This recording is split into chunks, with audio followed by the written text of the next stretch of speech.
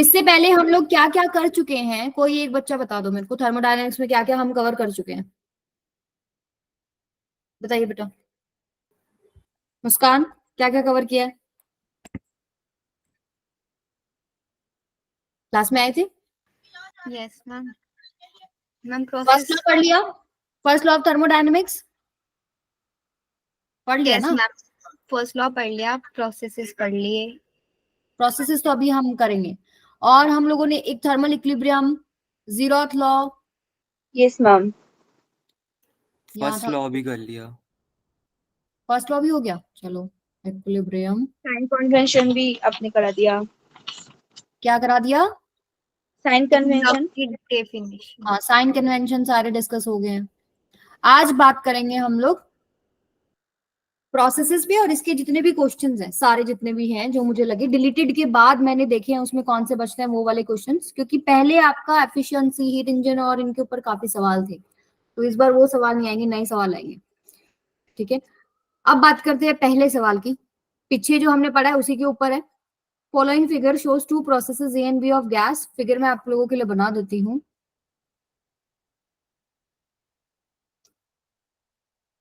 दो प्रोसेस हुए हैं, एक ए प्रोसेस है, एक बी प्रोसेस है। ठीक है, ये ऐसे गया, ये ऐसे गया, ये ऊपर वाला प्रोसेस मान लीजिए ए है और नीचे वाला बी है।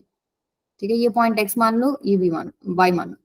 If delta Q A and delta Q B are amount of heat absorb by the system in two cases.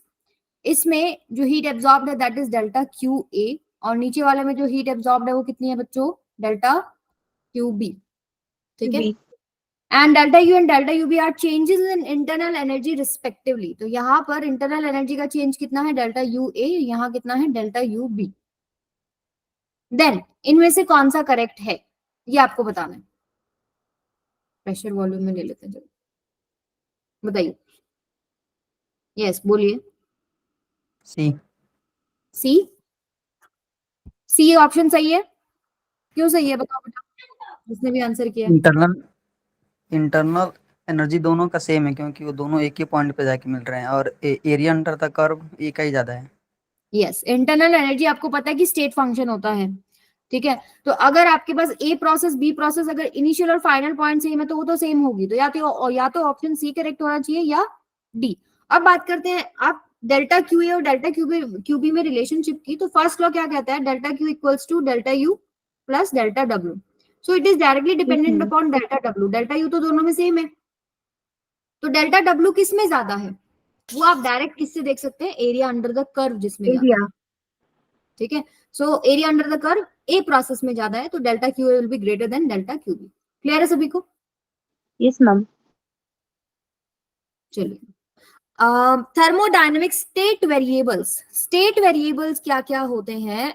जैसे आपके पास प्रेशर हो गया, वॉल्यूम हो गया, टेम्परेचर हो गया, तो हम लोग स्टेट वेरिएबल्स को स्टडी करते हैं इक्विलिब्रियम के ऊपर, क्योंकि जब एक सिस्टम अपना स्टेट बदल रहा होता है ना, तो हर पोजीशन पे अगर पीवीटी आप देखेंगे तो चेंज हो रहे होते हैं, लेकिन हमारे लिए कौन से यूजफुल हैं? जो इक्विलिब्रियम स्टेट्स पे होते हैं। So thermodynamical state variable describes equilibrium states of system. ठीक है, various states variables are not necessarily independent, connection between variable is called equation of the state. जैसे PV is equal to NRT हो गया। ठीक है, हम लोग प्रोसेसेस इसीलिए बोलते हैं ना आपको स्लो करते हैं, ताकि हर टाइम वो सिस्टम इक्विलिब्रियम में रहे। उस समय आप प्रेशर, वॉल्यूम, टेम्परेचर स्टडी कर सकते हैं। तो टू टाइप्स ऑफ वेरिएबल्स होते हैं, एक होता है एक्सटेंसिव और एक होता है इंटेंसिव। एक्सटेंसिव जो डिपेंड करते हैं साइज पे and matter contained in the system. Intensive size पे या मैटर पे डिपेंड नहीं करता। तो एग्जांपल्स क्या है आपके पास एक्सटेंसिव के? Heat capacity. हीट कैपेसिटी का कोई डेफिनेशन बताएगा? क्या होता है heat capacity? Q reversible upon T. Okay, in general बताइए क्या समझते हो आप हीट कैपेसिटी से? अगर किसी सब्सटेंस का मुझे सिंपली 1 डिग्री सेल्सियस टेम्परेचर बढ़ाना है तो जो हीट लगेगी उसको हीट कैपेसिटी बोलते हैं। क्या हमने यहाँ पर अमाउंट ऑफ सब्सटेंस की बात करी? नहीं करी।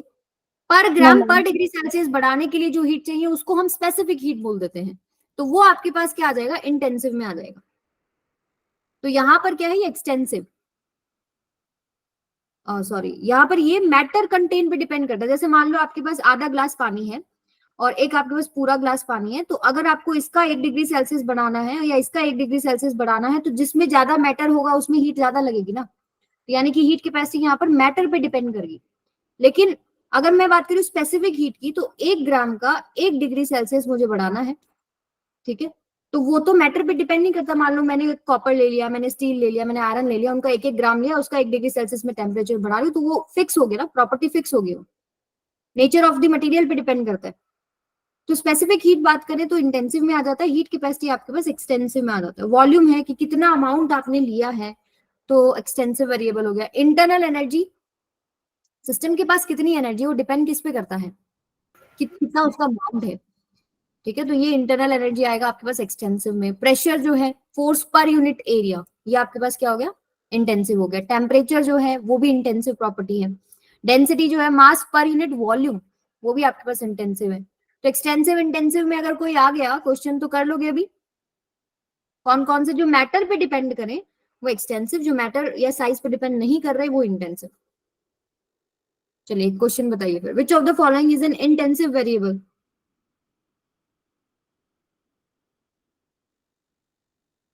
प्रेशर।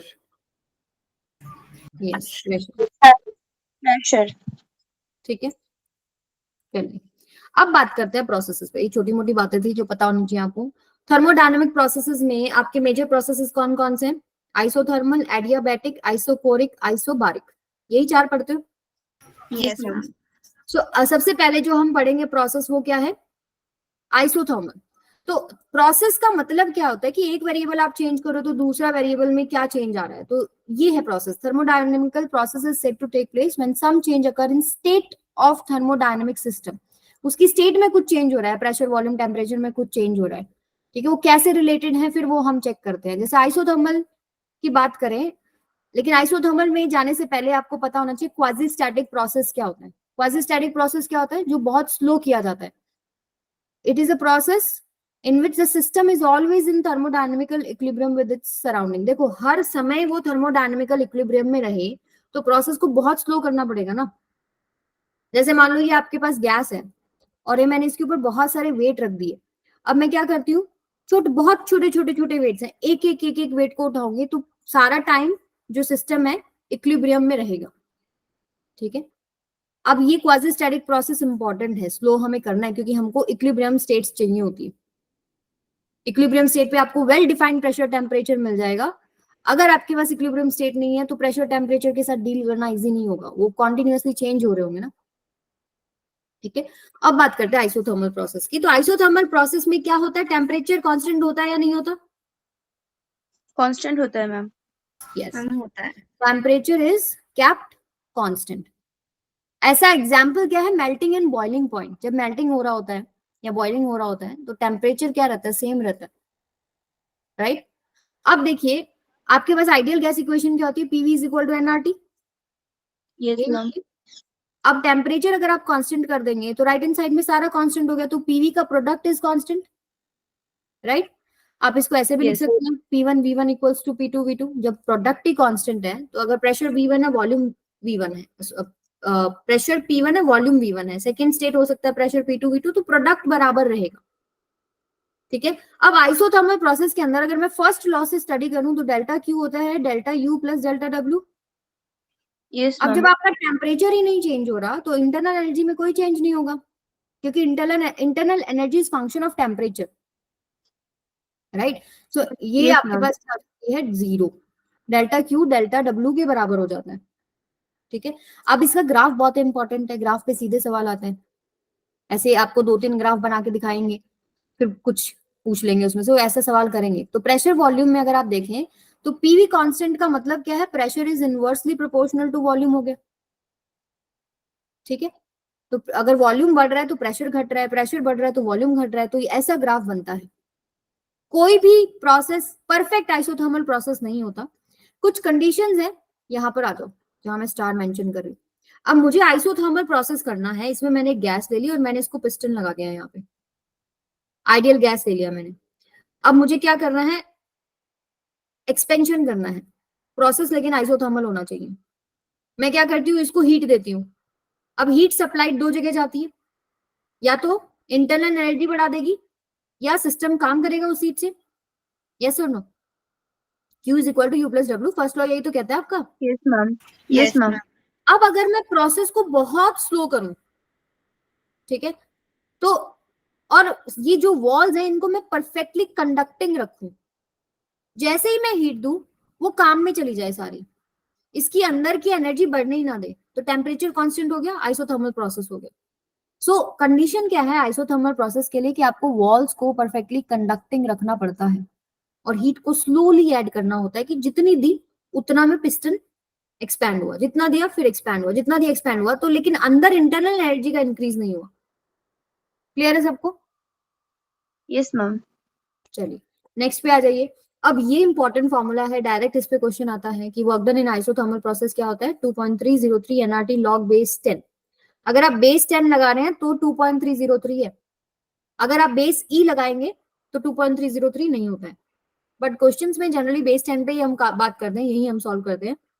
तो 2.303 nRT log base 10 V2 by V1।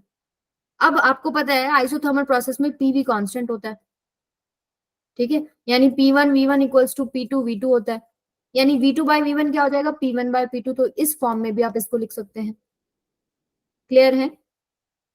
Yes, ma'am. आप इसको ऐसे भी चेंज कर सकते हैं। अब NRT PV is equal to NRT है ना, एनआरटी को आप चाहो P1 V1 कर दो, चाहे चाहो आप P2 V2 कर दो, क्योंकि आपके पास पीवी का प्रोडक्ट कांस्टेंट है, तो चाहे यहाँ पर आप P1 V1 रख दो जो भी क्वेश्चन में गिवन है, या P2 V2 रख दो, बात एक है। ठीक है, ऐसे यहाँ पर आप प्रेशर के फॉर्मूले में कर सकते हैं, एनआरटी की जगह आप P1 V1 भी रख सकते हैं, P2 V2 भी रख सकते हैं। क्लियर है सभी को? फॉर्मूला याद हो गया? मेरे पीछे पीछे बोलो, Yes, ma'am. 2.3 NRT log V2 by V1. V1। ठीक है, V2 by V1 है तो इधर P1 by P2 है, उल्टा आ जाएगा। हाँ. ठीक है, अब ये इंपॉर्टेंट चीज है, देखो अच्छा क्वेश्चन बनाना हो तो इसके ऊपर बना सकते हैं।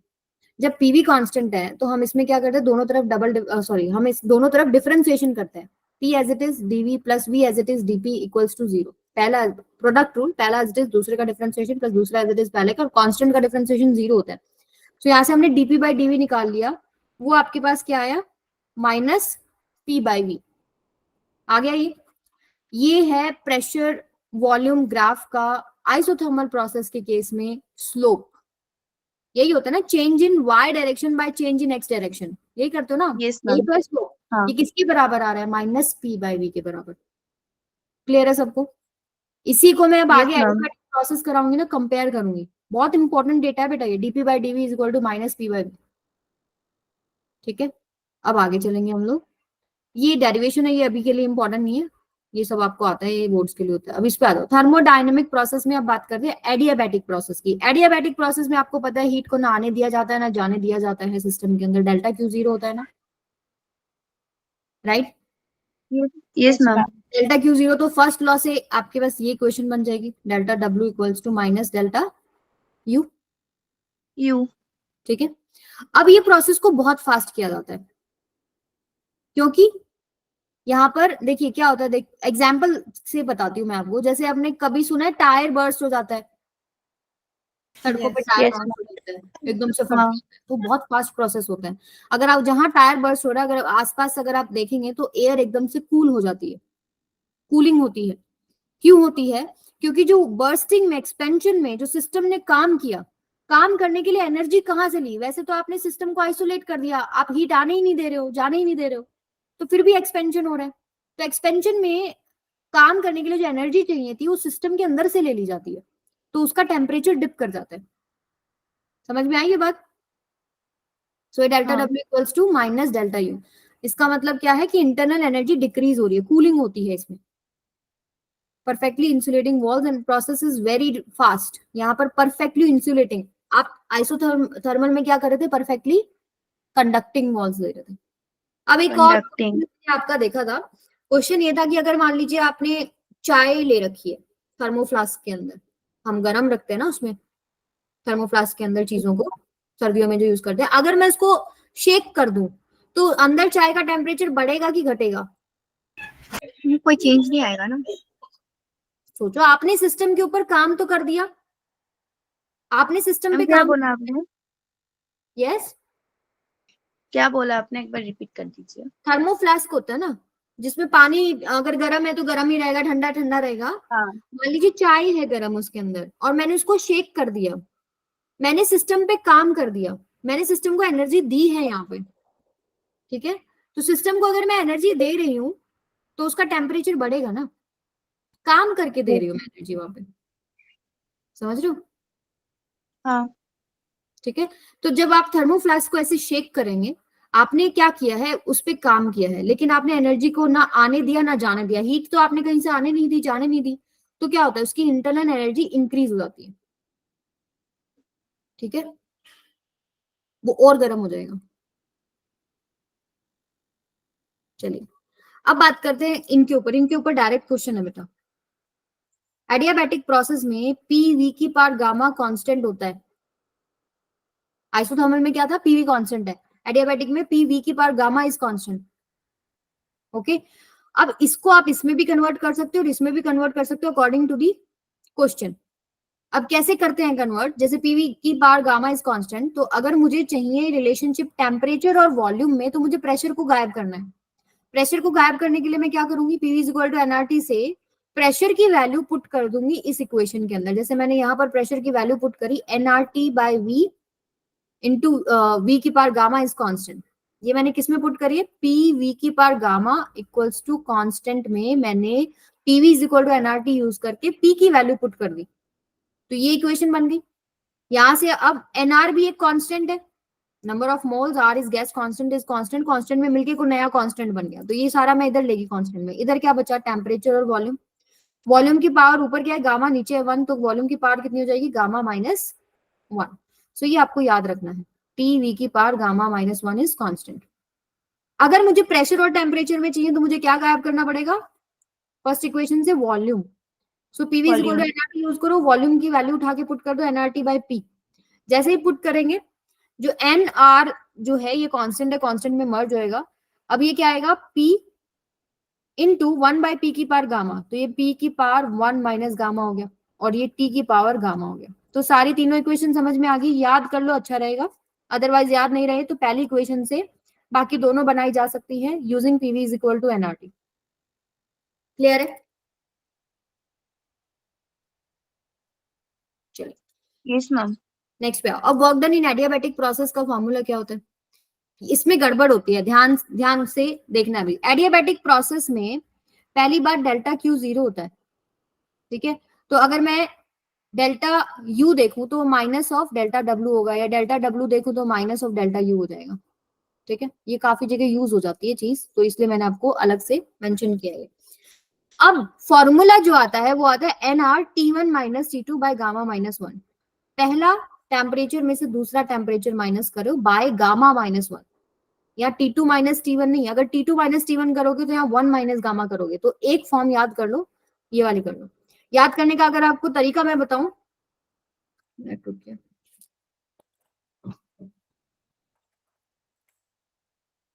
हाँ जी, याद करने का तरीका अगर मैं आपको बताऊं, आपको पता है ना, कोई भी प्रोसेस हो, चेंज इन इंटरनल एनर्जी इस फॉर्मूले से निकलता है। लास्ट टाइम भी बताया था आपको, delta U is equal to क्या होता है, NCV delta T, and using relationship CP minus CV is equal to R, हम क्या करते हैं, सीपी की वैल्यू निकाल के, नहीं इसमें हम इस रिलेशनशिप में क्या करेंगे, गामा एक और रिलेशनशिप पढ़ा आपने, सीपी बाय सीवी होता है, सीवी बाय सीपी, सॉरी क्या होता है बताओ, gamma equals to CP by CV, CP by CV होता है, गामा इक्वल्स टू होता है सीपी बाय सीवी।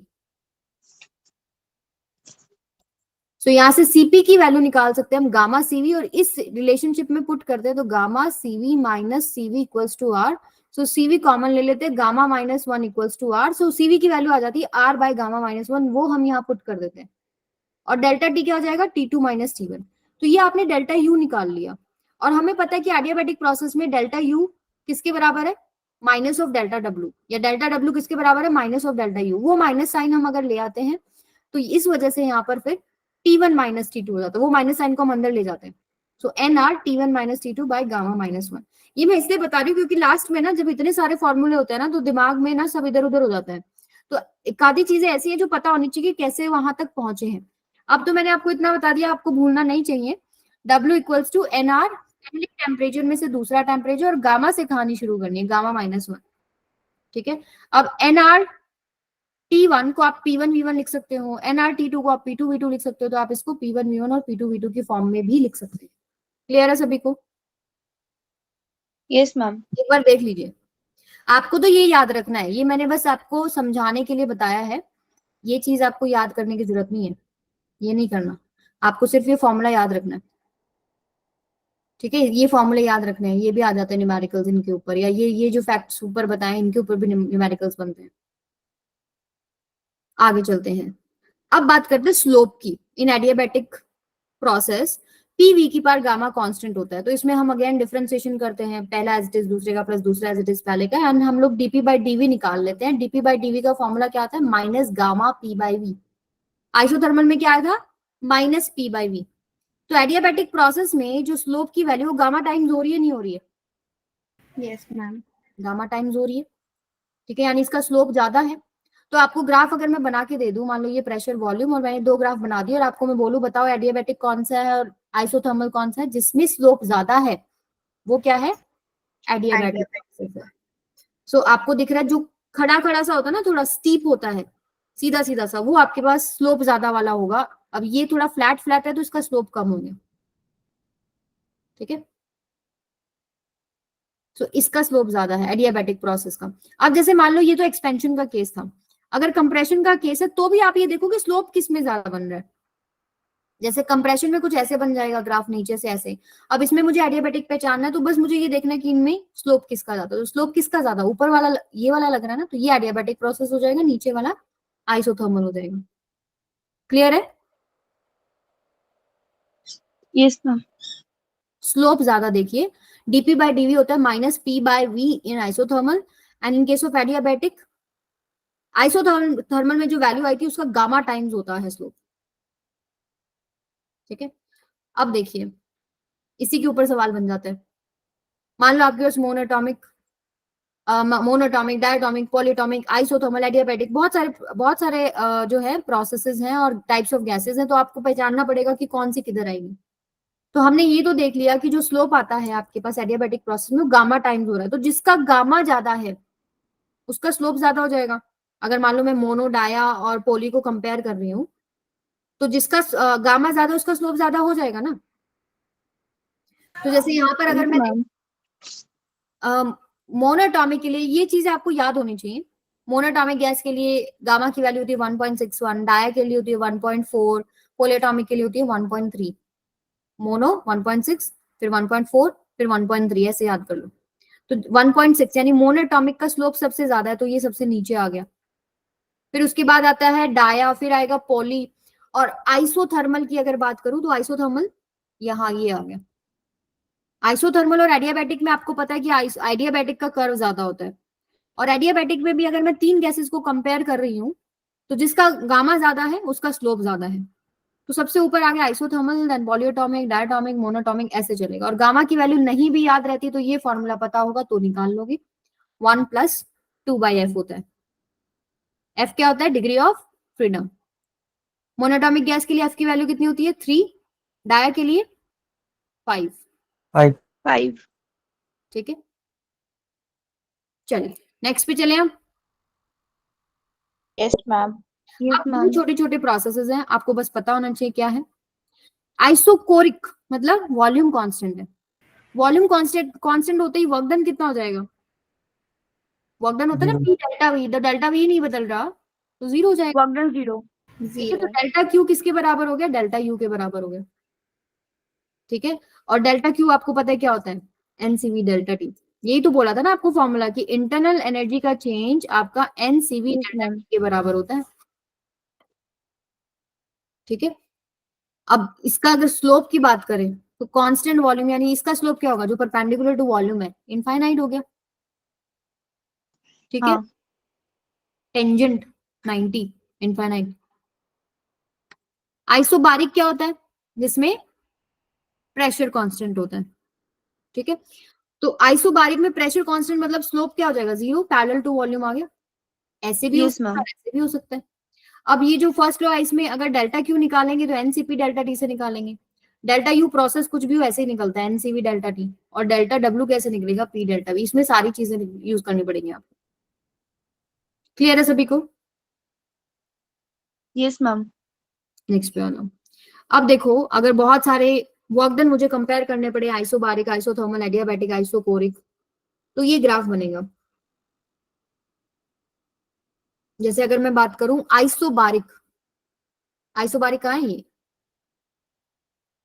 ठीक है। फिर आपके पास आ रहा है आइसोथर्मल यहाँ, फिर एडियाबैटिक, और ये आइसोकोरिक। ये तो नीचे तो लिख दिया एक्सपेंशन के लिए, ऊपर आपके पास कंप्रेशन के लिए ग्राफ बन रहा है, ठीक है। आप कैसे पता लगा कि अगर मैं आपको ऐसे सर्टेन ग्राफ बना के दिखा दूं, कैसे पता लगेगा? एरिया अंडर द कर्व से पता लगेगा ना। तो किसका सबसे ज्यादा है under under curve area? Isobaric का है, देन आइसोथर्मल। Isobaric. एडियाबैटिक में आपको पता है कि एडियाबैटिक का स्लोप ज्यादा होता है, तो इसलिए वो ऐसे खड़ा खड़ा है, और आइसोथर्मल ऐसे, और आइसोकोरिक में तो वॉल्यूम कांस्टेंट ही होता है, उसके नीचे तो कोई एरिया ही नहीं आ रहा, ठीक है। सो ये आपको पता होने चाहिए। इस तरीके से कंप्रेशन में ऊपर बन जाएगा ये आइसोबारिक, एडियाबैटिक, आइसोथर्मल।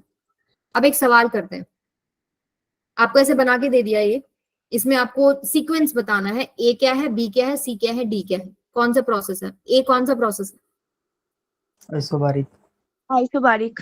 आपको दिख रहा है, यस प्रेशर कांस्टेंट है, जो आइसोबारिक हो गया। सेकंड पे आओ, बी क्या है? Isothermal. Isothermal. बी और सी में कंपेयर करना पड़ेगा स्लोप किसका ज्यादा है, तो स्लोप सी का ज्यादा है, तो ये एडियाबैटिक हो जाएगा, ये आइसोथर्मल हो जाएगा। डी क्या है हाँ. कांस्टेंट? D. Isocoric. आइसोकोरिक हो जाएगा। सो कौन सा ऑप्शन करेक्ट है? हमें सीक्वेंस बताना है, आइसोकोरिक, आइसोबारिक, आइसोथर्मल और एडियाबैटिक। आइसोकोरिक है डी, आइसोबारिक कौन सा है? A, A. आइसोथर्मल कौन सा है? B, B. और ये सी, मैम सी पे Adiabatic होगा। C. Option A. क्लियर है सभी को? Yes, ma'am. चलो नेक्स्ट पे आओ। ये एक अच्छा सवाल है, आपको टाइम मिलता है इसके लिए 2 मिनट का, निकालो जरा।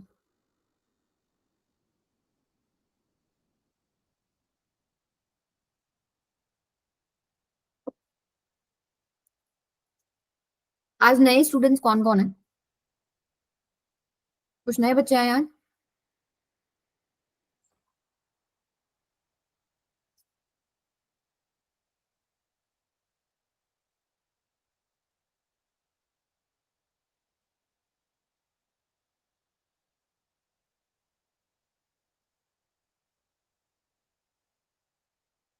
यस मुस्कान,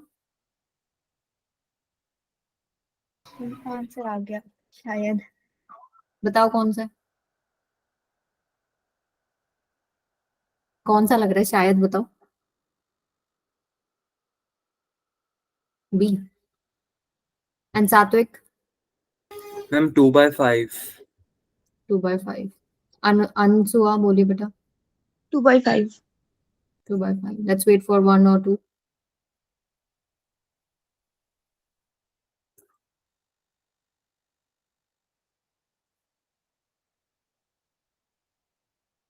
yes Muskan, ma'am answer change करना है 2/5।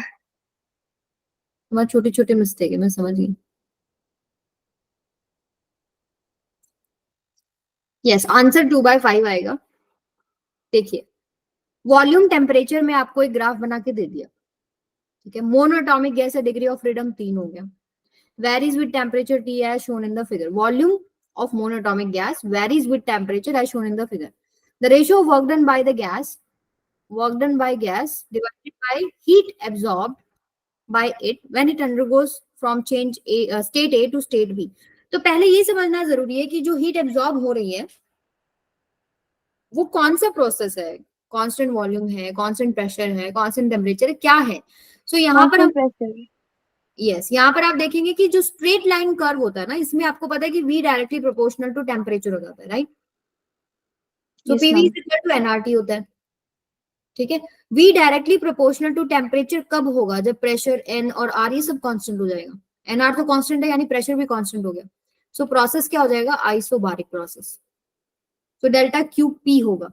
और आइसोबारिक प्रोसेस में आपको पता है फॉर्मूला क्या लिखते हैं? P delta V, pressure constant है, by N Cp delta T. अब हमें डेल्टा टी वगैरह तो कुछ दे नहीं रखा, तो P डेल्टा V को NR डेल्टा टी पुट कर सकते हैं ना। PV Yes, is equal ma'am. To NRT, दोनों तरफ आप अगर डिफरेंशिएट करें, प्रेशर तो कांस्टेंट है, dV P dV is equal to NR dt, ठीक है। N Cp को आप क्या लिख सकते हैं, Cp I by 2R. Formula क्या लगाया, CP CP equal to. minus CP. Plus 1 into R, हाँ हाँ. ठीक है। सो 3/2 प्लस 1 यानी 5/2 R, और ये आ जाएगा डेल्टा टी, बाकी सब कट गया, बचा क्या 2/5, ये आंसर होगा। समझ में आया, एनी डाउट्स? No, ma'am. चलो सेकेंड लॉ ऑफ थर्मोडायनेमिक्स की स्टेटमेंट देख लेते हैं क्या होता है। फर्स्ट लॉ तो ये समझा देता है कि चलो इतना हीट है तो इतना इंटरनल एनर्जी में गया, इतना वर्क डन में गया। तो अगर ये आप लिखेंगे Q is equal to U plus W, but हर प्रोसेस में Q is equal to U plus W से बात नहीं बनती, ठीक है। बहुत सारे ऐसे प्रोसेस हैं जो इक्वेशन से तो सेटिस्फाई हो रहे हैं बट एक्चुअली में हो नहीं पाते हैं। तो सेकंड लॉ हमें ये बताता है कि कौन से प्रोसेसेस पॉसिबल है, कौन से प्रोसेसेस नहीं पॉसिबल है, ठीक है। सो ये क्या बता रहा है आपको, जैसे it gives the fundamental limitation to the efficiency of heat engine and the coefficient of performance of refrigerator. अब ये सिलेबस में तो है नहीं, बट सेकंड लॉ के ऊपर ही आगे वाले टॉपिक्स आते हैं ये वाले। It says that efficiency of heat engine can never be unity. This implies that heat released to the cold reservoir can never be made zero. अब यहाँ पर efficiency के ऊपर बात होती है। efficiency किसी भी इंजन की 100% नहीं होती। इसका मतलब क्या है कि जितनी हीट एब्जॉर्ब करी है वो सारी की सारी वर्क में नहीं जाती, कहीं ना कहीं लॉस ऑफ एनर्जी हो जाता है, ठीक है। सो इसलिए सेकेंड लॉ हमें बताता है क्या पॉसिबल है, क्या पॉसिबल नहीं है।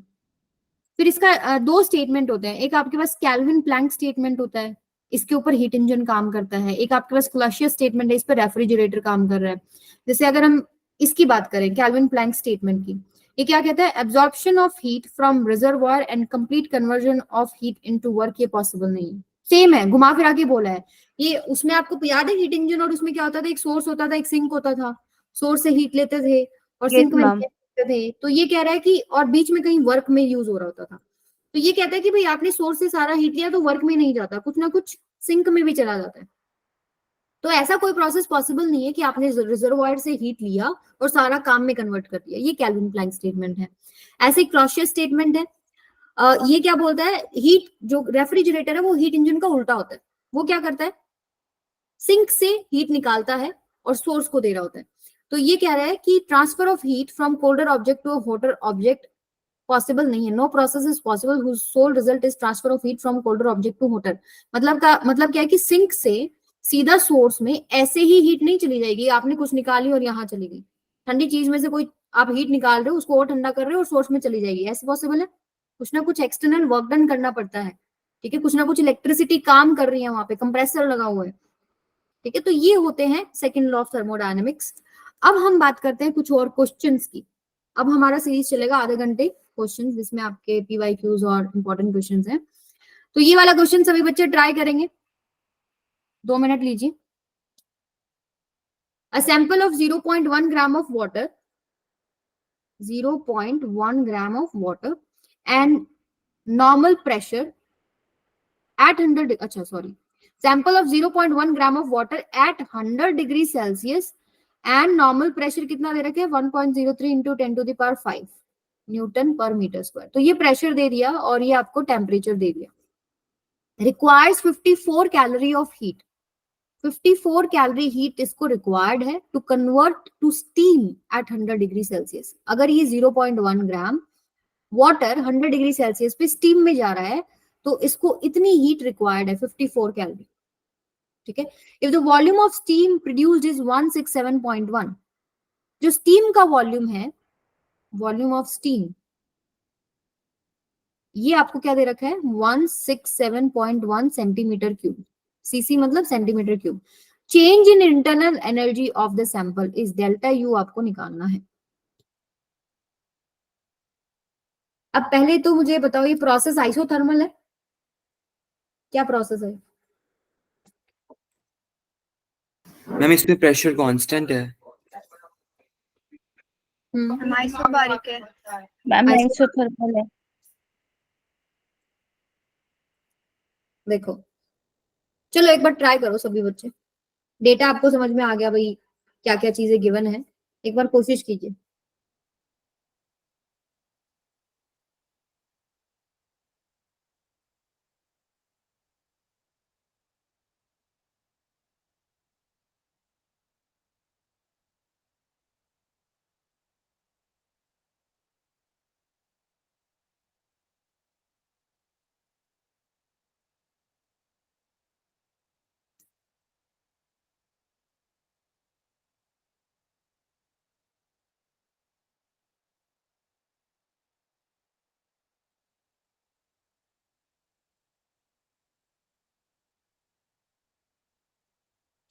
Delta Q equals to delta U plus delta W. Delta U निकालना है आपको। तो डेल्टा क्यू, जब आपने 0.1 ग्राम वाटर को कन्वर्ट कर दिया स्टीम में, ठीक है, तो डेल्टा क्यू कितना लगा वो आपको दे रखा है 54 कैलोरी। 54 कैलोरी को यूनिट्स में कर लेते हैं हम लोग, ठीक, क्योंकि आपके ऐसा यूनिट में दे रखा है। 54 इंटू 1 कैलोरी में कितने जूल होता है? 4.2 8.2 Second option. Second plus 208। Ma'am second option. दो बच्चों का आ गया, यस, ऑप्शन सेकंड करेक्ट है बेटा। सो बेसिकली आपको 54 इंटू 4.2, ये तो डेल्टा क्यू मिल गया। डेल्टा यू निकालना है। डेल्टा डब्ल्यू क्या होगा? उसके लिए मुझे चाहिए प्रेशर इंटू में चेंज इन वॉल्यूम। प्रेशर तो आपको दे ही रखा है, और चेंज इन वॉल्यूम मतलब पहले जो वॉल्यूम था और अब जो है इनका difference, V F minus V I. Final volume क्या है? 167.1। स्टीम का जो फाइनल, जो स्टीम बनी वाटर से, तो 167.1 सेंटीमीटर क्यूब है। इनिशियल वॉल्यूम मुझे निकालना पड़ेगा। इनिशियल वॉल्यूम कैसे निकालूंगी? जब मुझे मास दे रखा है 0.1 ग्राम, डेंसिटी ऑफ वाटर कितनी होती है ग्राम पर सेंटीमीटर क्यूब में? 1। यही होती है, यही तो वॉल्यूम हो गया। डेंसिटी होता है मास बाय वॉल्यूम, ठीक है। तो मुझे वॉल्यूम निकालना था, तो मास बाय डेंसिटी कर दिया, तो मेरे पास कितना आ गया? ये 0.1 ग्राम पर सेंटीमीटर क्यूब, ठीक है। ये आपके पास आ गया 0.1। अब देखो, यूनिट्स हमारे पास जूल जूल जूल में है, हीट भी हमने जूल में कर लिया, तो आप इसको भी डिफरेंस ले लो, लेकिन बाहर किससे मल्टीप्लाई कर दो? 10 टू द पावर कितने से करूं? ग्राम पर सेंटी, बेटा माइक ऑफ रखिए, ग्राम पर सेंटीमीटर क्यूब है ना, तो कितने से करना पड़ेगा? 10 टू द पावर 6 से, ठीक है। आप पुट करेंगे, आपके पास यहाँ डेल्टा यू आ जाएगा, -6 से, सॉरी माइनस। हाँ ma'am.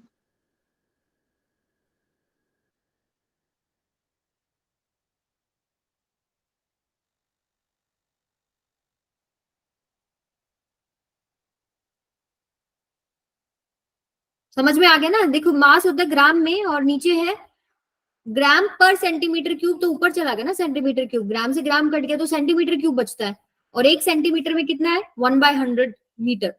So 10 to the power -6 आ जाएगा। बस आपको इसको सॉल्व करना है। जैसे यहाँ पर आपके पास बन रहा है ये डेल्टा यू किसके बराबर बनेगा? 54 इंटू में 4.2 कर लिया बेटा, कितना आ रहा है? 225.7, 25.72। ठीक है, इतना बनेगा। और इधर आपके पास 167.1 माइनस 0.1, 167। सो ये आपके डेल्टा पास क्यू होगा 16.917। यस, तो ये आपके पास इधर आएगा। प्रेशर जब आप पुट करेंगे, प्रेशर कितना है? 1.03 इंटू 10 टू द पावर 5 भी आएगा ना इधर। हाँ 1.03 इंटू 10 टू द पावर 5, और नीचे आएगा मल्टीप्लीकेशन में 167 इंटू 10⁻⁻1। -6। थोड़ा सा छोटी छोटी हैंड राइटिंग होगी है, समझ जाना, कितना गंदा 6 है देखना, ठीक है। अब इसको सॉल्व करना है, ठीक है। पावर में आप देखेंगे तो 5 है इधर, -6 है, कितना बचेगा? 10 की पावर -1 बचेगा। -1। 1.03 इंटू 167 कर लो, नीचे आपके पास एक 10 होगा, वो पॉइंट्स में आपके पास आ जाएगा। सो सॉल्व करके यस 208.8 जूल बन जाएगा। क्वेश्चन समझ में आ गया? थोड़ा सा कैलकुलेशन ज्यादा है इसके अंदर, बट इस तरह के सवाल बन सकते हैं। सबसे पहले क्या था? 0.1 gram of water at 100 degree Celsius normal pressure पे आपको दे रखा था, उसमें बताया कि 54 कैलोरी ऑफ हीट लगेगी अगर इसको आप स्टीम में कन्वर्ट कर रहे हैं। और स्टीम में जब आप कन्वर्ट कर रहे हैं वॉल्यूम कितना जा रहा है 167.1, क्योंकि स्टीम ऐसे फैलेगी ना, वॉल्यूम ज्यादा बढ़ेगा। और इनिशियली वॉल्यूम कितना है वो हमने डेंसिटी वाले फॉर्मूले से निकाल लिया। वाटर दे रखा था, मास गिवन है, डेंसिटी ऑफ वाटर पता है, वॉल्यूम ऑफ लिक्विड कितना है वो निकाले, दोनों का डिफरेंस है चेंज इन वॉल्यूम आ गया। और मल्टीप्लाई बाय प्रेशर कर दूं तो मेरे पास क्या आ जाएगा, वर्क डन कितना हुआ है। डेल्टा क्यू आपको दे ही रखा था कि इतनी कैलोरी ऑफ हीट रिक्वायर्ड है, तो उसको आपने जूल में कर लिया और फर्स्ट लॉ के अंदर पुट कर दिया, आपके पास आंसर आ गया। क्लियर है? चलिए अब इजी इजी क्वेश्चन आएंगे, ये थोड़ा सा ऐसे थोड़ा सा कैलकुलेशन वाला था। अब बताओ फटाफट। An ideal gas is taken through a cycle A to B to C to A as shown in the figure. If the net heat supplied in the cycle is 5 joule, then work done by gas in the process C to A. पहले तो बताओ, एक cyclic process है, क्या चीज zero होती है? Delta U zero होता है, फर्स्ट लॉ Changing क्या कहता है? energy. Delta Q is equal to delta U plus delta W होता है। डब्ल्यू। ये जीरो हो गया तो डेल्टा क्यू डेल्टा डब्ल्यू के बराबर होता है। अब उन्होंने बोला कि heat supplied in the cycle, supplied to the system plus होगी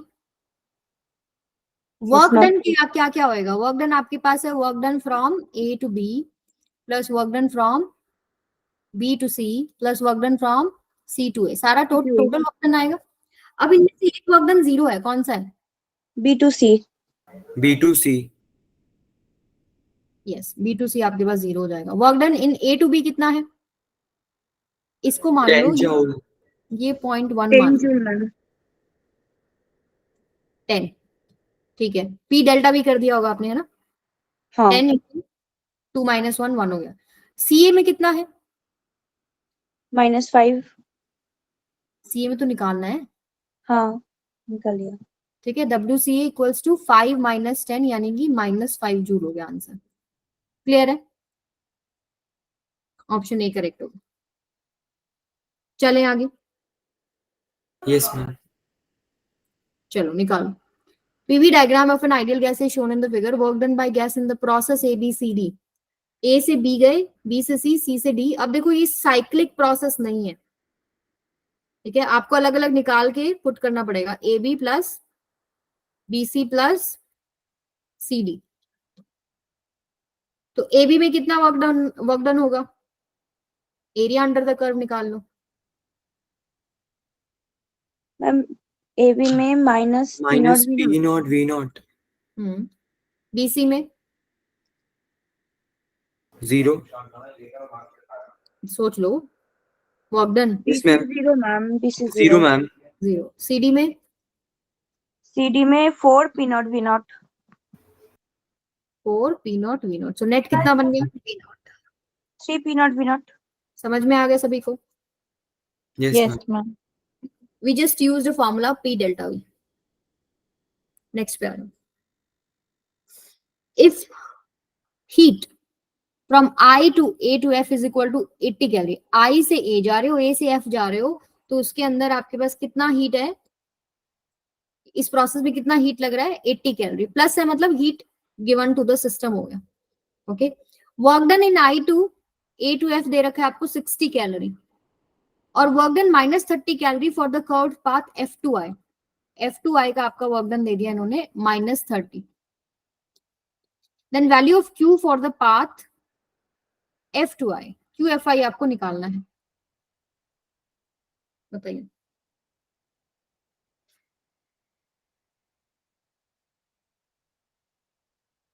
साइक्लिक प्रोसेस के लिए क्या चीज जीरो हो जाती है?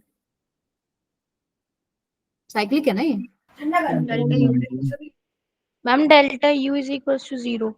बिल्कुल सही। यूज दिस कॉन्सेप्ट, बताओ कितना होगा? Ma'am -60 calorie. -60 है। Ma'am minus. -30 ma'am -30। Come on, इतना मुश्किल तो नहीं। तो देखो सबसे पहले अब यहां से एक चीज समझ में आती है कि डेल्टा क्यू डेल्टा डब्ल्यू के बराबर है। I to A to F heat लग रही है 80 प्लस F2I कितनी लगेगी वो हमें निकालनी है। Q F2I हमने ऐसे ही पुट कर दिया। This is equal to work done कितना है? I to A to F 60 and F2I कितना है बच्चों, -30, 30. ठीक है। तो QFI कितना हो जाएगा, 60 - 30 -80 -50। समझ में आया? Yes ma'am. नेक्स्ट पे आ जाओ। दिखने में बहुत बड़ा है, बहुत बहुत बहुत ही सिंपल सवाल है। An ideal gas is taken through a cyclic thermodynamic process through 4 steps. The mass of heat involved in these steps are heat. Heat involved in these steps, not mass. 5960 -5585 -2980 Q4 आपको दे रखा है। उनमें work कितना लग रहा है, sorry वो भी दे रखा है। तो W4 आपको निकालना है। W4 कितना होगा, साइक्लिक प्रोसेस दे रखा है, क्या करें? इंटरनल एनर्जी 0 कर दे। हम इंटरनल एनर्जी 0 कर देंगे. कर दी 0। अब इसके बाद यानी कि डेल्टा Q डेल्टा W के बराबर हो गया। अब सभी प्रोसेसेस में जो हीट है, W is equals to Q1 plus Q2 हम plus delta Q3 Q2 plus दिया. Q4. हाँ, that is equal to W1 + W2 + W3 हाँ. + W4, राइट? अब हाँ. विद साइन अब रख दो, प्लस माइनस सारे विद साइन रखो। W4 बताओ कितना आ रहा है?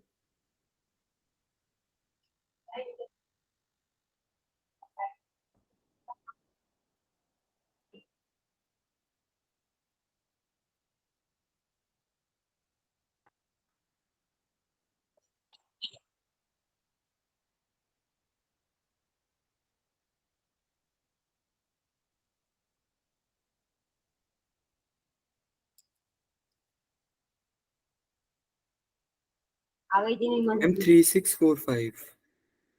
Calculation mistake, check it again.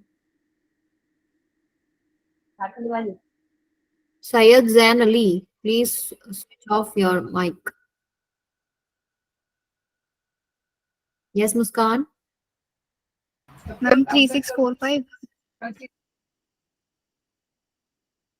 दोबारा करो, तुम प्लस माइनस में गड़बड़ कर रहे हो सारे।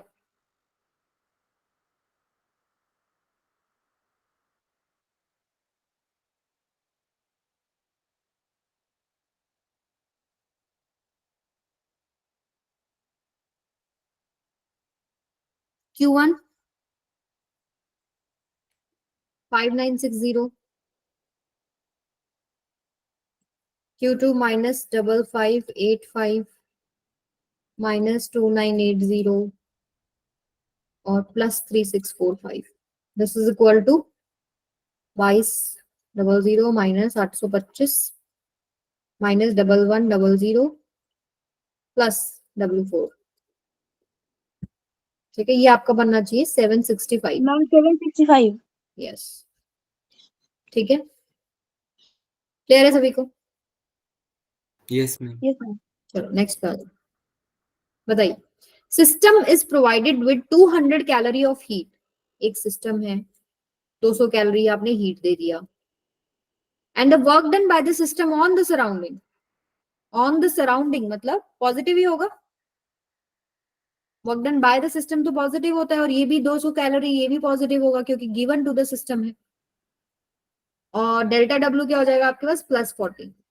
द इंटरनल एनर्जी कितना होगा?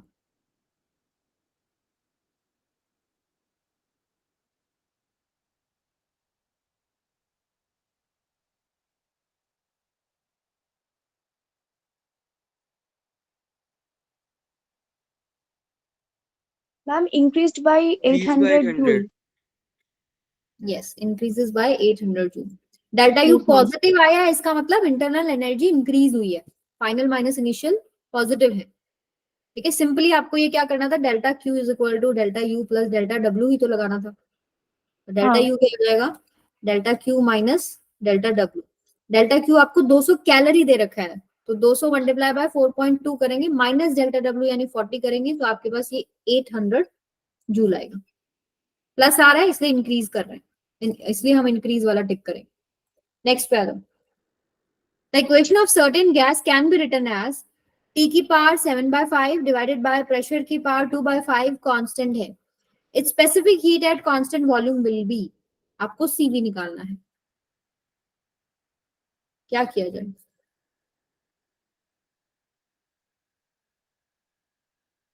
कैसे अप्रोच करेंगे इस क्वेश्चन को, वही बताओ तो पहले तो। अभी प्रोसेस कौन सा हो सकता है, एडियाबैटिक हो सकता है ना। और टेम्परेचर और प्रेशर का रिलेशनशिप एडियाबैटिक में क्या था बच्चों? PV ma'am T P T V to the power gamma gamma minus 1 gamma equals minus one. constant. T की पावर 1 माइनस गामा, T की power gamma is constant. Constant. इसको भी हम ऐसा ही फॉर्म में बना लेते हैं, फिर कंपेयर कर लेंगे, क्योंकि सीवी निकालने के लिए मुझे चाहिए क्या, एन। बताओ सीवी, अब मैं गामा से सीवी निकाल सकती हूँ ना। Yes ma'am. क्या हाँ फॉर्मूला होता है, R by gamma minus one. Gamma ही तो चाहिए, यस और नो।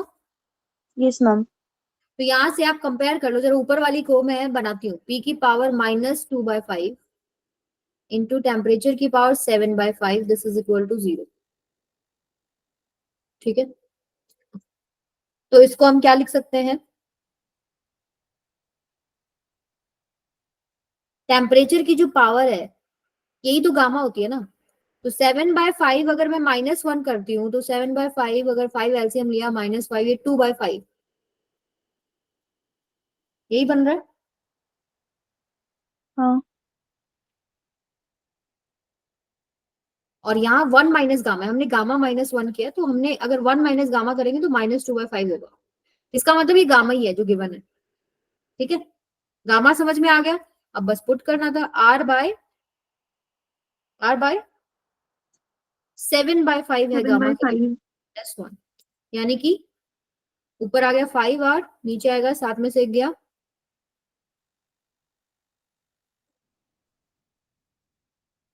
सॉरी 7 में नीचे से 5 ही आ रहा है ये तो। 5 गया ना, 2 आएगा। ठीक है, 5/2. Yes ma'am. आसान सवाल था, लेकिन समझ में नहीं आता ऐसे सवालों में कैसे करें। तो अब जब भी ऐसे पावर में आ जाए ना, प्रेशर वॉल्यूम टेम्परेचर, सीधा दिमाग में क्या चमकना चाहिए कि एडियाबैटिक इक्वेशंस क्या थी। आप किसी तरीके से उनको कंपेयर कर सकते हो, वहां से गामा वामा निकाल सकते हो, वहां से सीपी निकाल सकते हो, सीवी निकाल सकते हो डायरेक्टली यूजिंग गामा। क्लियर है। Yes yes ma'am. Yes ma'am. तो ये ध्यान रखना, देखो सिंपल सवाल है, 30 सेकेंड्स भी नहीं लगेंगे, सिंपली देख के ही पता लग जाता है कि गामा 7/5 है। इस तरह के सवाल आते हैं नीट में। नेक्स्ट पे आ जाओ।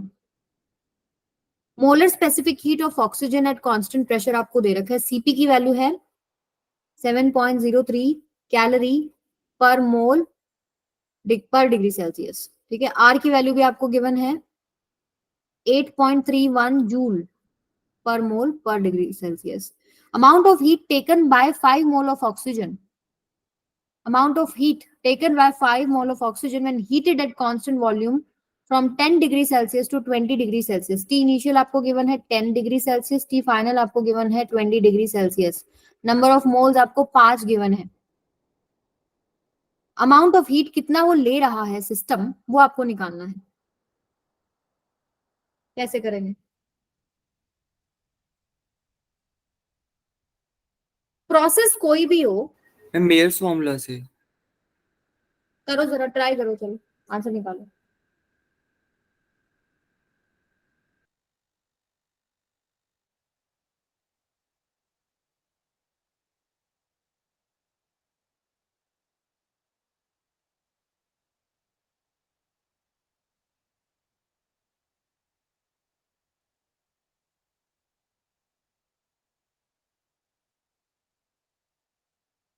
देखो सबसे पहली बात तो दिमाग में चमकना चाहिए, कांस्टेंट प्रेशर मतलब प्रोसेस कौन सा है, आइस तो बारीक है ना, तो हीट एब्जॉर्ब निकालना है हमको at constant pressure, NCP delta T लेना पड़ेगा। मैम यस बोलिए बेटा। 250 कैलोरी. 250 आ रहा है, सेम 250 मैम। कैसे किया बताओ। मैम 250। कैसे किया बताओ। मैंने तो मेयर्स फॉर्मूला से CV निकाल लिया, फिर डेल्टा Q से वो निकाल लिया। मैम CV माइनस R होगा, तो वहाँ हम्म पर सबके ही वैल्यू गिवन है, तो वैल्यू पुट करने से ही तो हो जाएगा.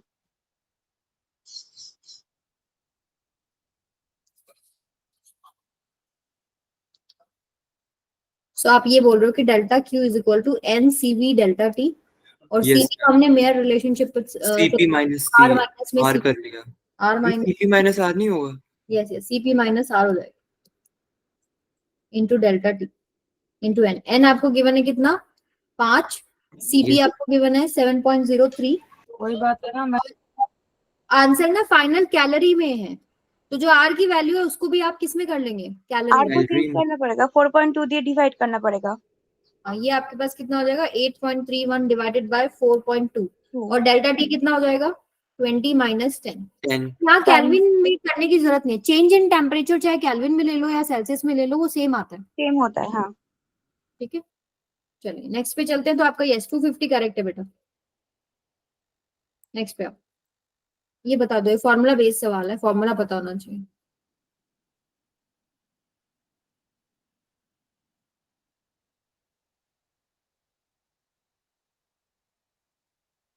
आइसोथर्मल प्रोसेस है ना, वर्क डन क्या होता है आइसोथर्मल प्रोसेस में,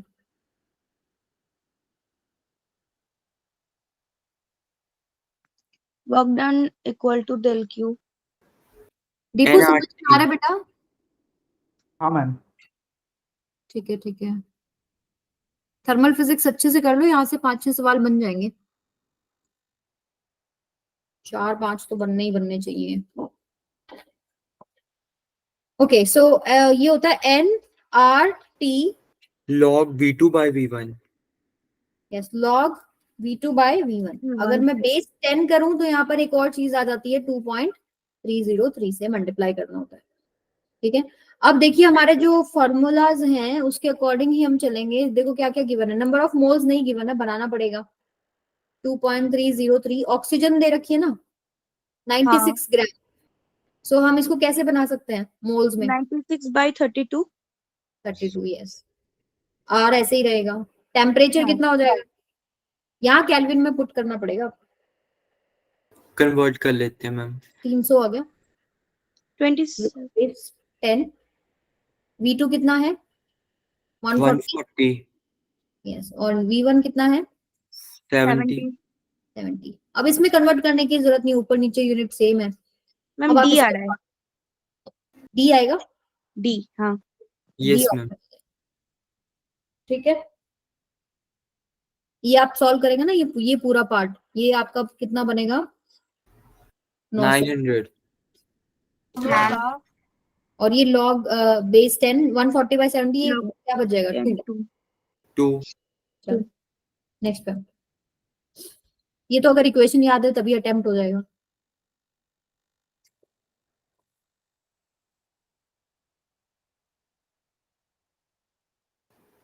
मैम थर्ड ऑप्शन क्या क्या इक्वेशन है बताना जरा, तुम लोग याद नहीं हुई है तुम लोग। मैम सेकंड ऑप्शन होगा। P V की पावर गामा कांस्टेंट को मैं K लिख रही हूँ, T V की power gamma -1 -1 equal to constant, P1 minus gamma T की पावर T गामा, और गामा। तो कौन सा करेक्ट हो गया, सेकंड Second। ऑप्शन। ठीक है चलो नेक्स्ट पे। ये क्वेश्चन आप लोग ट्राई करना बेटा, इसमें थोड़ा सा टाइम लगेगा, नहीं निकले तो बताना। इसका आंसर आपका मैच करना चाहिए, ऑप्शन आएगा आपके पास बी,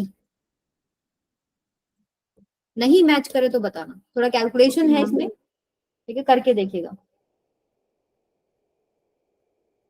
चलो नेक्स्ट पे।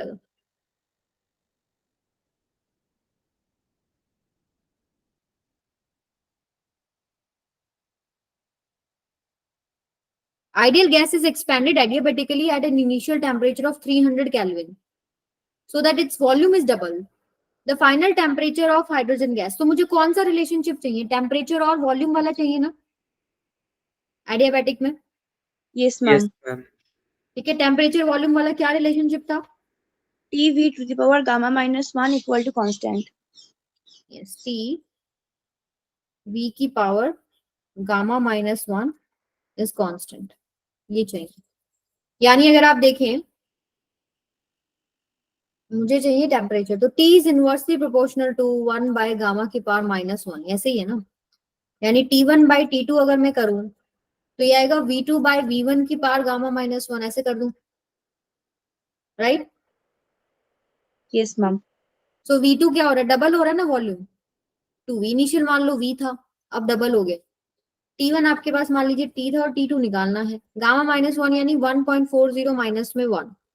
सो T2 किसके बराबर हो जाएगा, T कितना है 300 केल्विन, V से V कैंसिल हो गया, ये आएगा आपके पास 1 ma'am by first option. Power 0.40।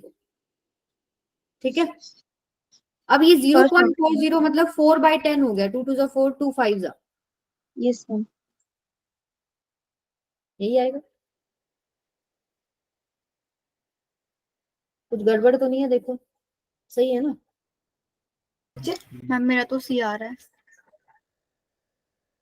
चलो देखते हैं। अच्छा, ये आपके पास बनेगा 300 डिवाइडेड बाय 2 की पावर, मैम 2 की पावर 0.40 को कैसे एक्सप्रेस करें आप? Yes ma'am. की पावर 2/5 हो गया ना। अब ये आपको ना वैसे तो क्वेश्चन पेपर में गिवन होगी वैल्यू, जब भी कभी 2 की पावर 2/3 आएगा या फिर 2 की पावर 2/5 आएगा। ये एक्सप्रेशन होता है वहां पे अगर यूज हो रहा है, क्योंकि आप लोग ये आपकी सिलेबस से थोड़ा सा आगे चला जाता है। बट मैंने फिर भी नहीं गिवन हो तो ये वैल्यू याद कर लो। 2 की पावर 2/5 को आप लिखेंगे 1.31 के आसपास, अप्रोक्सीमेटली 319, और 2 की पावर 2/3 को आप पुट करेंगे 1.59 के आसपास।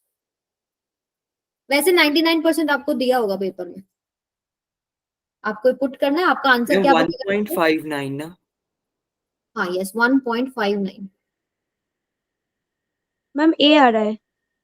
Yes, 227.36 kelvin. ठीक है,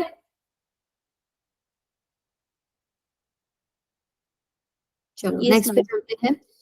देखिए ये भी ऐसा ही सवाल है डिट्टो। अब इसमें जब आप आंसर निकालोगे, चलो बताओ, निकालो फटाफट, सभी बच्चे निकालेंगे कितना आंसर आ रहा है।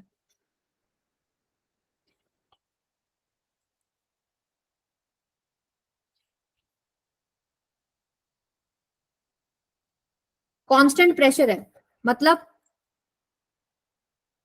ideal gas is shown, ideal gas has volume V naught at 27 degrees Celsius. It is heated at constant pressure so that its volume becomes 2 V naught. The final temperature is, तो ma'am हो simply गया। आपको बोल रखा है pressure constant. तो ideal gas equation अगर मैं उठाऊं तो मेरे पास क्या होती है आइडियल गैस? आइडियल गैस की equation PV is equal to nRT होती है, और हाँ। प्रेशर कांस्टेंट यानी volume is directly proportional to temperature है, यानी Temperature. T1 बाय V2 अगर करूं that is equal to T1 by T2 हो गया, राइट?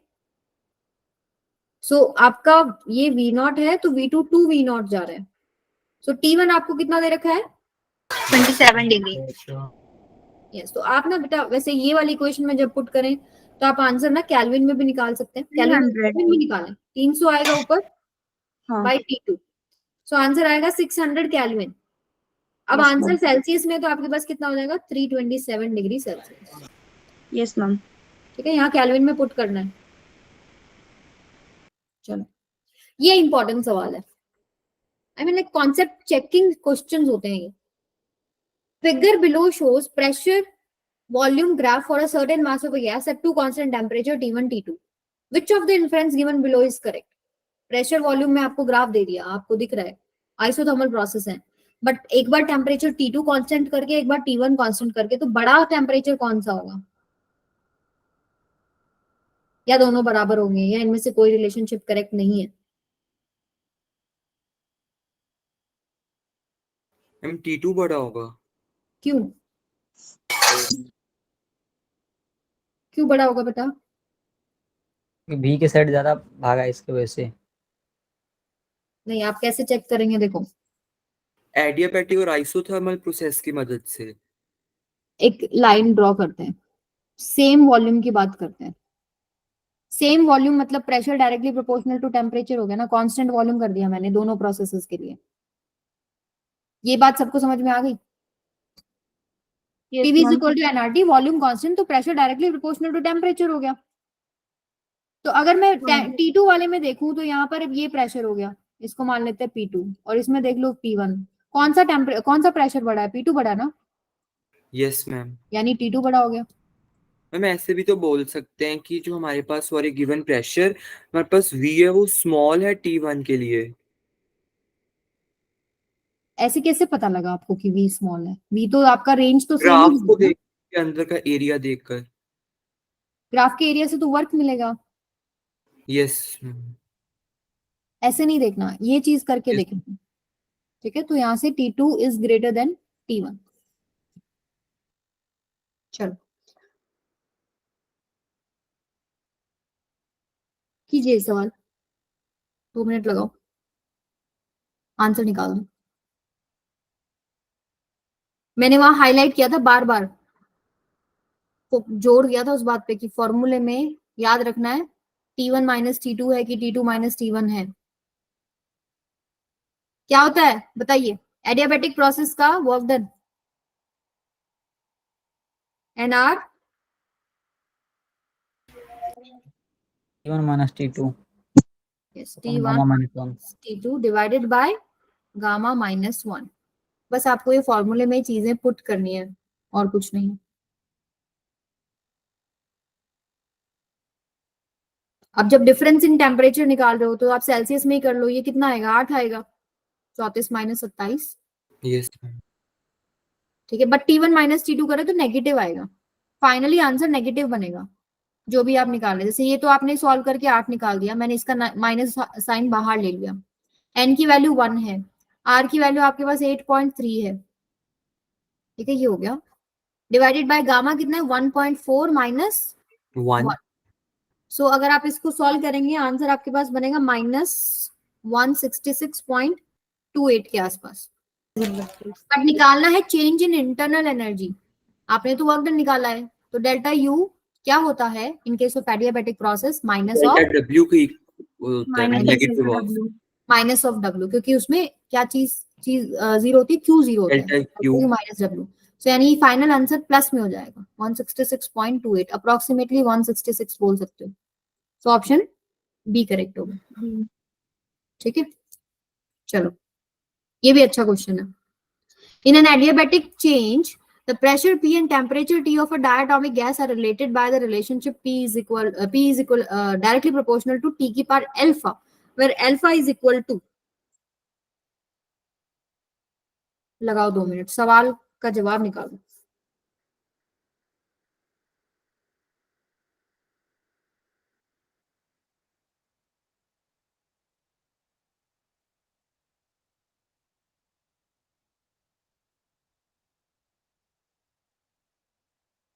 दिमाग में क्या आना चाहिए? पावर्स जब आती है एडियाबेटिक, और लिखा भी है यहाँ पे एडियाबेटिक। प्रेशर और टेम्परेचर में रिलेशनशिप क्या होता है बच्चों? डायरेक्टली प्रोपोर्शनल होता है। T की पावर 1 माइनस गामा, T की पावर गामा इज कांस्टेंट। ठीक है, यहां से हम लोग क्या करेंगे, प्रेशर और जैसे ये है ना pressure directly proportional to T, ऐसे ही T की पावर अल्फा, ऐसे ही हम लोग प्रेशर इधर एक तरफ रखेंगे, ये आएगा 1 minus gamma is equal to, या प्रोपोर्शनल टू हम ऐसे लिख सकते हैं ना 1 बाय T की पावर गामा, राइट। प्रेशर की पावर 1 कर लेते हैं, यानी it is proportional to 1 by T की power gamma by 1 minus gamma. Yes ma'am. ठीक है, अब हम क्या करते हैं, pressure directly proportional to T की power minus of gamma by 1 minus gamma, ये माइनस अंदर लेगी तो pressure directly proportional to T की power gamma by gamma minus 1, यानी अल्फा किसके बराबर है बच्चों? Gamma by gamma minus 1। ऐसा ही रिलेशनशिप है ना, P is Yes, ma'am. Proportional to T की पावर अल्फा, यहाँ P is proportional to T की power gamma by gamma minus 1। ठीक है, वो माइनस अंदर क्यों लेगी, यहाँ प्लस अल्फा है तो ठीक है, मैंने माइनस भी अंदर ले लिया। अब यहाँ से गामा की वैल्यू ऑलरेडी गिवन है, डायटोमिक गैस है, गामा की वैल्यू कितनी होती है? Cp by Cv।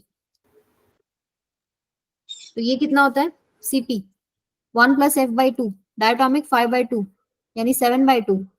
Cv कितना होता है f/2 यानी 5/2। कितना हो गया ये? 7/5। सही लिखा है, चेक करो एक बार। हम गामा ही 7/5 होता है। ठीक है, तो 7/5 बाय 7/5 माइनस 1, तो 7/5 ये हो गया 2/5। हमारे ऑप्शन में ही नहीं है। मैम आपने शायद सीपी का वैल्यू ना गलत लिया है, वो सीवी का होता है 1+f/2। नहीं, CV F/2R होता है बेटा। मैम फिर 5/3 होती है गामा की वैल्यू।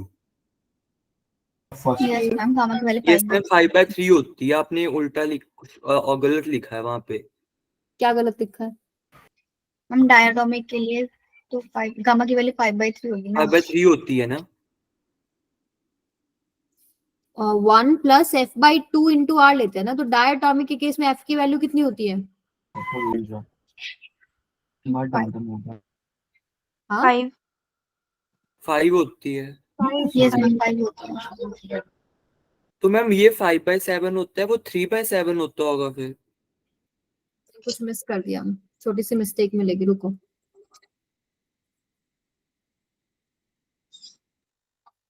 गामा CP/CV होता है ना हमारा। Yes ma'am. ठीक है, और हमें दे रखा है डायटोमिक। डायटोमिक में डिग्री ऑफ फ्रीडम f की वैल्यू 5 हो जाती है। 5 होती है। सो गामा आपके पास होता है CP/CV। CP की वैल्यू क्या होती है? F/2 + 1 into are. नीचे होता है F/2। हम लिखते हैं 1 + 2/f हो जाता है ना, यस सॉल्व अगर करते हैं इसको, यानी 1 + 2 डिग्री ऑफ 7/5 आ फ्रीडम गया। 7/5 ही आएगा। मैम ये गामा की आई ना 7/, अगर हम उस गामा की वैल्यू 7/5 डालें तो कोई आंसर ही नहीं आ रहा।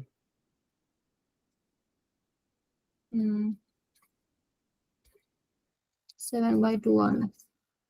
एक बार चेक करो, मैं भी देखती हूँ।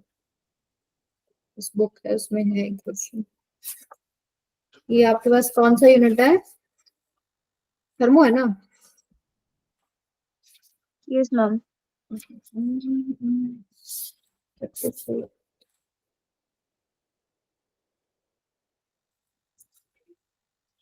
मैम 3 नहीं होती डिग्री ऑफ फ्रीडम एफ की वैल्यू। मोनोटॉमिक के लिए होते हैं ना बेटा 3 तो।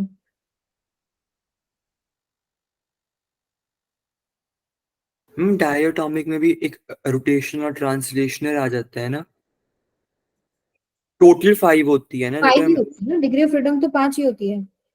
अगर हम उसमें रोटेशन और ट्रांसलेशन को अलग अलग देखें तो FR रोटेशन की वो और होती है, ट्रांसलेशन वाली और होती है। नहीं, वो रोटेशन में 2 आते हैं, ट्रांसलेशन में 3 आते हैं। 3 + 2 हमारा 5 निकलता है, क्योंकि यस मैम। एक्सिस के अलॉन्ग हम लोग लेते नहीं है ना वहाँ। Yes ma'am.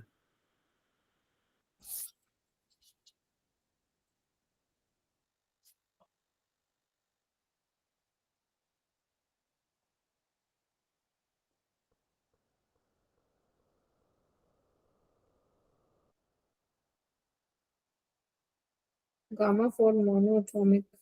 हाँ, ये मैम प्रॉब्लम इसका है। आंसर ए है।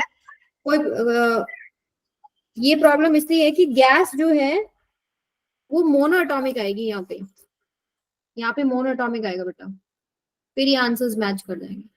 मतलब क्वेश्चन में गलत है। हाँ, क्वेश्चन में गलत है, या फिर इनको ऑप्शन अलग करना चाहिए था। तो मोनोएटॉमिक के केस में डिग्री ऑफ फ्रीडम 3 होता है।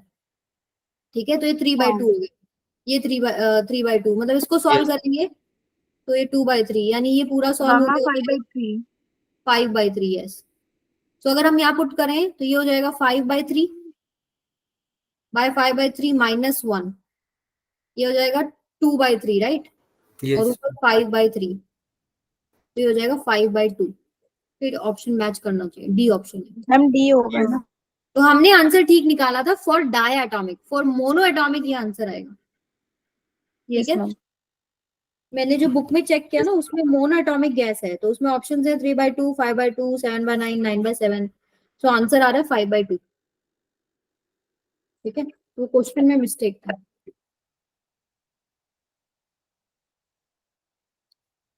तो ये आएगा आपके पास 5/2। सिंपली गामा की वैल्यू होती है 1 + 2/f। 1 + 2/5। और सॉरी, मोनोएटॉमिक के लिए हम लेंगे,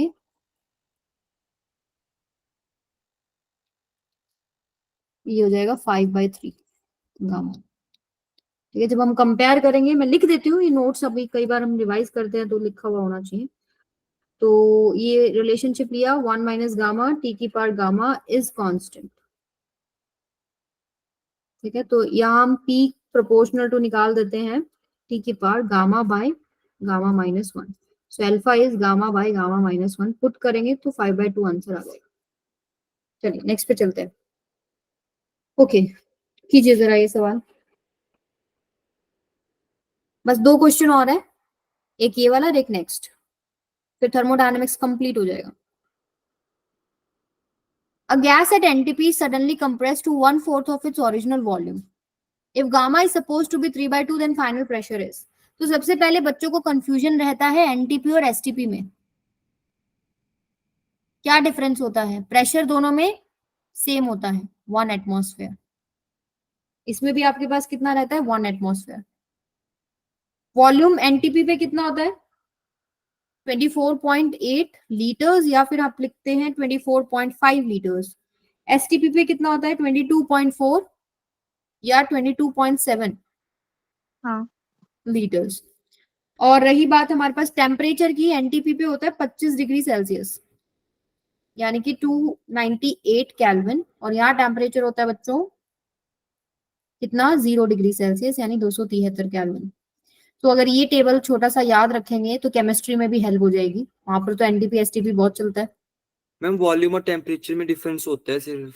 हाँ, प्रेशर सेम है। सो यहाँ पर क्या बोला है कि गैस कंप्रेस होगी 1/4 ऑफ इट्स ओरिजिनल वॉल्यूम। मतलब अगर मान लो पहले वॉल्यूम V था, बाद में V/4 हो गया, ये V इनिशियल हो गया, ये V फाइनल हो गया, और गामा आपको दे रखा है 3/2। देन फाइनल प्रेशर इज, तो प्रेशर और वॉल्यूम में रिलेशनशिप चाहिए ना हमको। प्रेशर वॉल्यूम का कंडीशन दे रखा कि पहले इतना था इतना हो गया, प्रेशर फाइनल कितना होगा।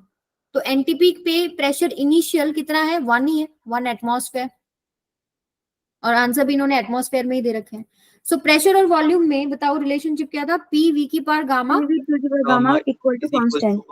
कांस्टेंट। यस, यहाँ से अगर हम लिखे तो अगर हम लिखेंगे इधर P2/P1, तो यहाँ आएगा V2, इधर आएगा V1 की पावर गामा।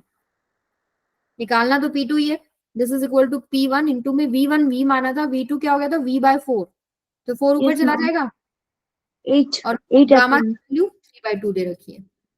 ठीक है, सो P2 P1 की वैल्यू 1 एटमॉस्फेयर, 4 की पावर 3/2 8, 8 होता है। तो आंसर हो गया 8 एटमॉस्फेयर। तो अच्छा सवाल था, इस तरह के सवाल आने चाहिए वैसे पेपर में, simple concepts to the point. Last सवाल, a thermos flask made of stainless steel contains several tiny lead shots. If the flask is quickly shaken up and down several times, the temperature of lead shots will increase, decrease, remain same, क्या होगा बताइए। Thermo flask में याद रखिए condition adiabatic हो जाएगी, इसमें ना तो हम लोग हीट आने दे रहे हैं ना हीट जाने दे रहे हैं, एडियाबैटिक प्रोसेस है, और आप उसको शेक कर रहे हैं, आप उस पर कुछ काम कर रहे हैं, तो हीट तो जा नहीं सकती, डेल्टा क्यू तो होता ही 0 है, तो delta U is equal to delta W होता है। ठीक है, तो क्या होगा,